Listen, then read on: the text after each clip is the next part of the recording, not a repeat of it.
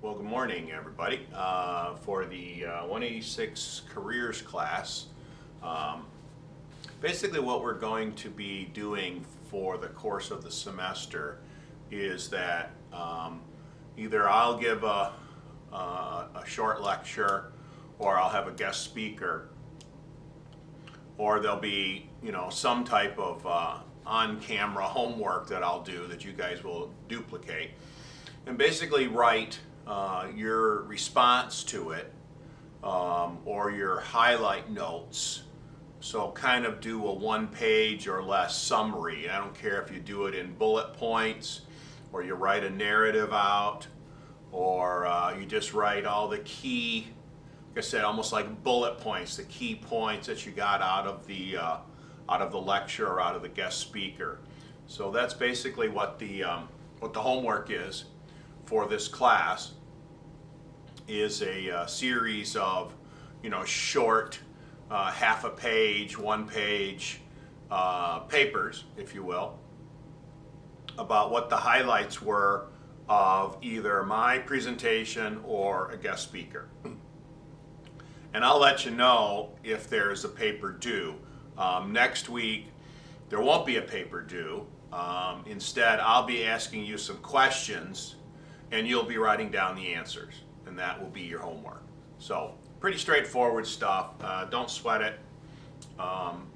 This is just write it down, engage your brain differently kind of thing. Okay. So in Canvas, in this this module will be this short paper to read. Okay, I think you can probably see that pretty good. Get it to focus up. There it goes. There it goes. Okay, so look for that, and if you haven't read it, read it now. So shut the video off and read it now and come back to this, because what we're going to do is I'm just going to kind of go through it with you, but I want you to read it first. Okay, so this is a story about a guy, a photographer, kind of hustling with low-priced weddings, and the part of the article is that's really cheap. Are they diluting the industry, or do you admire the hustle? So so this is his story. So we're going to kind of go through this, okay?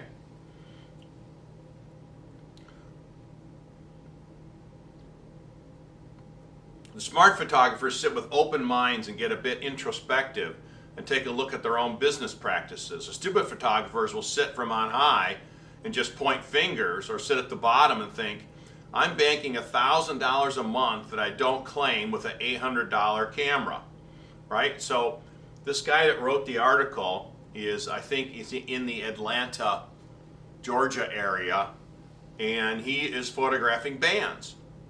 And he's doing pretty well. He's banking $1,000 a month, and he doesn't claim it, so he doesn't claim taxes. And it's like, my notes, to read to you guys are, okay, so how long can you get away with it? How long can you run a business without paying taxes, right? Because you have to pay taxes. About 33% of what you make goes to various taxes. So you can kind of just figure a third, okay? Anyway, check out the photo above is what he says. It's some stoplight advertising for a wedding. $350 for a wedding. Man, that's cheap. Is this person part of the problem in our industry? Absolutely not. I admire the hustle. I admire the fact that they are trying, right? If you're the type of pro photographer that looks at that and says, well, that's everything that's wrong with the industry, right? People going out and doing cheap photography, just getting a couple of bucks, right? You can't be a pro and charge $350 for a wedding. Really? Well, if you're that photographer, let me challenge you, right? Think of the brides out there and everybody that's getting married that don't have much of a budget but still want photos of their weddings, right? A Lots of couples don't have parents that can afford to have a nice wedding, right? And, do they want, Uncle Joe to take the pictures? No, they want somebody that, knows what they're doing, right? Are you saying that they can't afford a $3,000 photographer so they don't deserve photos? See, that's the problem with coming at this from up on high. Well, geez, $350, that's nothing for a wedding. That's really cheap. Well, there are markets and there are areas for every level, right? So that means if you can't afford a Mercedes-Benz, you can't drive a car. Is that what that means? Right? You get the idea here, right? There is a market segment for everybody, right? So if you want to charge $350 or $500 for a wedding, that's up to you. You have to put the work in, okay? But can you make a living? That's the key. How much do you need to make a living? Do you have another job and this is supplemental? Great. If this is your only job, you got to really look at the numbers and see if $500 or, in this case, $350, this article's a little bit old, right, is enough for you to make a living, okay? So here he goes. I started out shooting bands several years ago for free. Then I charged $50, then $75, then $150. Within a year, I was up to $250, then leveled off for a while, and I was busy shooting bands. My goal was to shoot 10 bands a month at $250 each and fill the rest of my financial needs with second shooting for Mark, another photographer friend of his, and other jobs I could find. After years of marketing to bands, I was shooting 20 bands a month at $250 a pop. I doubled my goal and darn near became the Olin Mills of music photography. Olin Mills was a very popular studio photography setup. They had franchises all over the country, okay? You know what happened? I almost lost my business, all right? So this is what happens, when you start looking at the money and start looking at it and say, what happened? So some of you are reading this and thinking, wow, 20 bands at $250 each, that's $5,000 a month, that's $60,000 a year shooting bands, okay? And you're thinking, wow, I would love to have that problem. If you are young, single, no kids, no pets, living in a crap apartment, driving a crap car, and have no plans of paying taxes, be careful. $60,000 a year shooting bands seems like it's really nice, but as he goes on, let's talk about the real world, okay?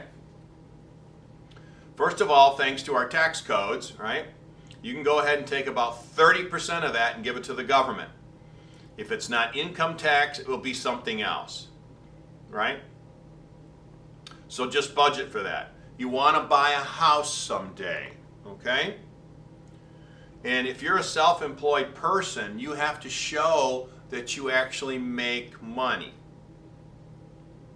So you have to have a financial statement that shows you spent $1,000 and bought a camera, you made so many thousands of dollars over the course of the year.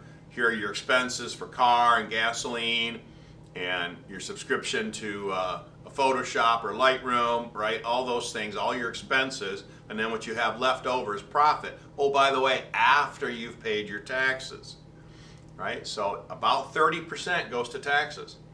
If you don't claim that money in your tax return, right, then when you go to get a mortgage, they're going to want to see your income statement, and they're going to want to see your taxes. And if you don't have anything to report, they're not going to give you $100,000 to go buy a house. Okay? That's kind of how that works. It was very tempting to hide the income, and it's quite easy to do.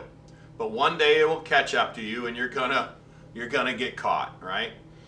Look, I did it for a couple of years. I didn't pay much in the way of taxes in a couple of years. And, things worked out okay for me in the end, but, it was kind of scary there for a little while. You needed the money to live on, you needed to buy food, put gas in the car, go out and try and get photo and video jobs, Okay. So your $60,000 a year just dropped to 48, right? So remember, he was making 60,000 a year shooting bands. Now you pay your taxes, so that's about 30% goes to taxes, and now you're at $48,000 a year. Okay, well, that's not chump change. That's okay. So, how much does it take to live? Right? Depends where you live. It depends on your lifestyle, all those things. So, let's put in what? $900 for an apartment? What about utilities? What about car insurance? How about a set of tires, shocks, brakes for your car? Right? How about that 24 to 70 f2.8 lens you've been wanting to buy? Food, a couple of beers once in a while. Life can easily cost you around $2,000 a month, especially if you live in a place that actually have 20 bands a month that come into the town where you live so you can shoot, okay? So now you take all that out, $2,000 a month, right? And now you're down to $24,000 a year, right? And that's what you have left as your income for the year. You made $24,000. Wow, that's a bunch of money, really? Okay, well, let's go a little further. A couple years later, you get married, you have a kid. Wow, that $1,000 a month just got really expensive, right? Now we're talking about $12,000 a year, because that you just spent $1,000 a year on 2 more mouths to feed, a wife and a child, right? Or a husband and a child. And now you're driving quite a bit to go shoot all these 20 or 30 bands a month. You forgot to add in gas and oil, right? And you're going to want to put some insurance on your camera equipment, right? Okay, all right, just hang in there, right? And now you're thinking, wow, 20 bands a month coming to the door or something. And now I've got to look at, my advertising, my network, my marketing. Tap on the calculator, and I can tell you for certain then when I was bringing in $5,000 a month on bands, I had about $250 left over every month. It could take 4 months to replace a $1,000 camera. Please note, I love this line, you haven't bought so much as a new pair of socks on this budget. You're eating cardboard 3 times a day. You want to take a vacation? That's funny. You want health insurance? That's really funny. You want, you silly photographer? That's a great one, right? You're only bringing in $60,000 a year. You can't afford health insurance. Better budget for some vitamins, right? Or as I say, you better take care of yourself because you can't work if you're sick, right? Can't work if you're sick, right? There was a time when I was extraordinarily cautious in my younger years. Didn't ride my motorcycle. I didn't ride my bicycle, right? I was extremely cautious when I drive. I probably still am very cautious when I drive, but nevertheless, I couldn't afford to have some type of injury or accident happen to me because that means I couldn't work. It's not like, getting sick, fine, you get a sick day. But when you're self-employed, you get a sick day, it means you don't get paid, right? You didn't work. So you didn't make any money, right? So, it's kind of hard to look at things, right? Look at the workload. 20 bands a month. It was rare that I shot more than 1 band a day, so that's 20 days of shooting. Now it's in the afternoon and evening, right? So you have a little bit of time in the daytime. That means you have 10 days left to do post-production, answer emails, network, spend time with your family and friends. Oh yeah, you got to sleep, right? You're in a dying marriage and you're just trying to keep your business alive. You're trying to do everything to everyone. Husband, dad, artist. It's a hard life that can lead to a divorce lawyer. Not that I know anything about that because he's done well, right? Replace divorce lawyer, okay, so your marriage is going good. Replace divorce lawyer with a car accident, cancer, a broken arm, right? And you're barely staying alive bringing in $60,000 a year. And I was living in a cheap place and driving beater cars, I did have a small studio space. It was part of my marketing, and I was competing with other young music photographers. I had to separate myself from a small pack of us in Atlanta, and part of that was stepping up from a coffee shop office to actual studio space. So he was covered up in work. He was extraordinarily busy. I either had to start raising my prices, so he's trying to look, what are my options here, right? Or I was going to die, right? Once I figured out that I was making about, $5 to $10 an hour maybe, right? Note that I quit a $10 an hour job to be my own boss and make less than I was making before, okay? So, I don't want to be, a downer with this and look at it, but, you have to start looking at how much you're charging, what your expenses you're pulling out of that are, and how much you have left over. It's really that simple. But if you don't look at it and don't write it down, you'll never know. Okay, so that's one thing that you have to do. So, he goes on to say, I started diversifying my income and started attracting new clients so I could actually focus on being a good photographer again instead of just, poke and pray and shoot like mad and hope you get stuff, right? He bought some other new good equipment. I'm on the last page now, right? And I started to value what I do, right? He started to have more value in himself. Hey, I'm good at this. These images are nice, right? There's value in that. There's value in understanding that to yourself, right? And the clients I attracted also saw the value, and that attracted new business. Okay. So he says, my pricing for bands is higher than $250 a band now, and I've seen real growth in my business, right? He said, I still hustle. I still have to continue pushing, right? There are photographers that are more expensive than I am, and there's people that are way undercutting me. But I stay afloat.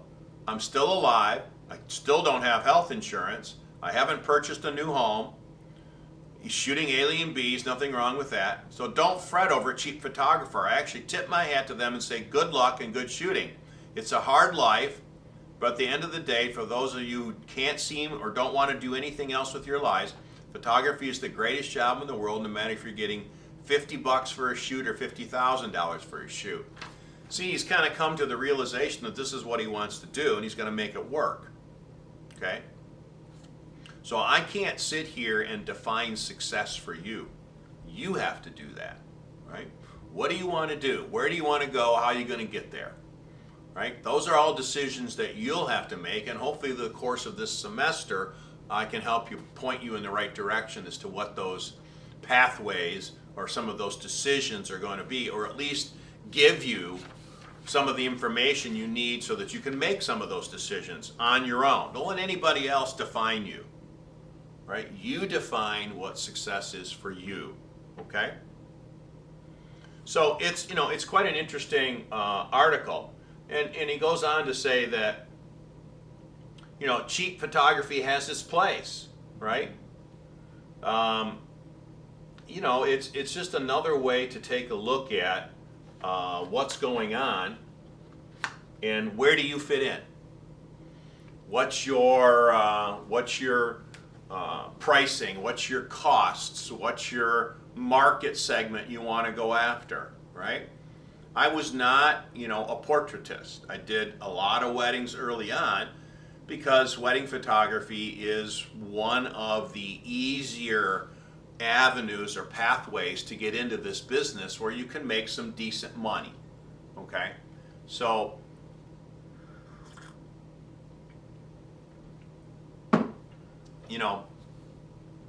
I eventually found where I wanted to be, which was industrial commercial.